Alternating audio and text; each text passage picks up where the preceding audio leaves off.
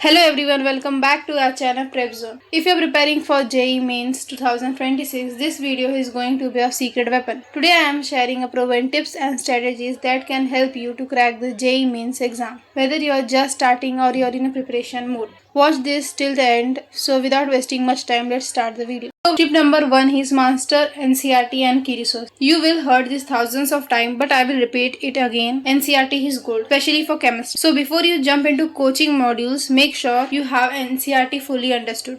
आपको at least NCERT की 3 reading तो करनी ही करनी है, इट्स मिनिमम. सेकेंड है फॉर्मूला शीट रेडी करना. आप जो भी फॉर्मूला आपको लगे कि इंपॉर्टेंट है या सर ने क्लास में टिक करवाया हो, आपको उसे अपनी फार्मूला शीट में लिखना है. आपको अपनी फार्मूला शीट खुद बनानी है. अपने दोस्त की फार्मूला शीट पे आपको रिलाई नहीं करना है, बिकॉज एग्जाम से एक दिन पहले आप पूरा बुक तो पढ़ नहीं सकते. तो आप वो फार्मूला शीट एक बार देख के जाएंगे तो आपको याद हो जाएगा कि हाँ ये क्वेश्चन ऐसे सॉल्व होगा.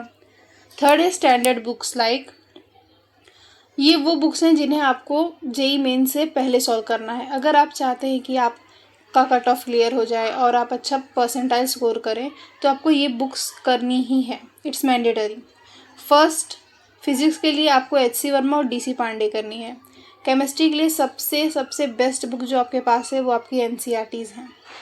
बहुत बार होता है कि जो लाइन NCERT में वही डायरेक्ट उठा के एक पेपर में डाल दिया जाता है. एंड फॉर ऑर्गेनिक केमिस्ट्री आप MS चौहान कर सकते हैं अगर आपको ऑर्गेनिक केमिस्ट्री कुछ और भी करना हो तो. केमिस्ट्री के जो भी क्वेश्चंस डायरेक्ट NCERT से उठा के पेपर में डाले के वो सब आपको यहाँ पे दिख रहे होंगे, शो कर रहे होंगे स्क्रीन पे. सेकंड है मैथ्स. मैथ्स में आपको RD शर्मा प्लस कोचिंग के मटेरियल सॉल्व करने हैं. Tip number 2, mock test and error analysis. Mock test are not just for practice, they are your mirror. Mock test को बिल्कुल लाइटली न ले प्लीज़. मॉक टेस्ट आपका एक बेस्ट फ्रेंड है जो आपको बताता है कि आप कितने पानी में हैं. लाइक कौन सा कॉन्सेप्ट आपका क्लियर है, आपको किस टॉपिक पे ज़्यादा समय देना है उससे बेहतर करने के लिए. Give 1 full mock test every week. आप संडे को मॉक टेस्ट दे सकते हैं और चेक कर सकते हैं कि आपकी प्रिपरेशन कैसी चल रही है. सेकेंड है daily mock test. In last 1 to 2 months जब एग्जाम नज़दीक आ जाए तो आपको डेली मॉक टेस्ट देना शुरू करना है. But the key is analyse your mistake. अगर आप मॉक टेस्ट देके अपनी मिस्टेक्स को एनालाइज नहीं कर रहे हैं तो क्या फ़ायदा मॉक टेस्ट देने का. इससे अच्छा दो ही मत. इसलिए मैं आपको ये 3 चीज़ें बताऊंगी. आप चेक कर सकते हैं कि इन्हीं 3 चीज़ों की वजह से आपका स्कोर मॉक टेस्ट में कम आ रहा है. बिकॉज हर स्टूडेंट यही मिस्टेक करता है जिसकी वजह से उनका मॉक टेस्ट ख़राब जाता है. तो आपको अपने मॉक टेस्ट में पहली चीज़ जो एनालाइज करनी है वो है कि was it a silly mistake. क्या आपने जो किया वो सिली मिस्टेक है. वो कैलकुलेशन एरर है कि प्लस करना था माइनस कर दिया, डिवीजन करना था आपने मल्टीप्लाई कर दिया. सेकंड है कॉन्सेप्चुअल गैप. ये मिस्टेक आप तब करते हैं जब आपके कॉन्सेप्ट क्लियर नहीं होते. लाइक इन केमिस्ट्री बहुत स्टूडेंट्स को नहीं पता होता कि डबल डिस्प्लेसमेंट रिएक्शन और रेडॉक्स रिएक्शन में क्या फ़र्क होता है. Time mismanagement. अगर आप किसी क्वेश्चन को 1 मिनट से ज़्यादा दे दिए फिर भी वो सॉल्व नहीं हो रहा, या फिर आपको लग रहा है कि ये क्वेश्चन को सॉल्व करने के लिए और टाइम लगेगा, तो आप उस क्वेश्चन को छोड़ दें और आगे का सॉल्व करें. लास्ट में अगर आपके पास टाइम बचता है तो आप उस क्वेश्चन को सॉल्व करें.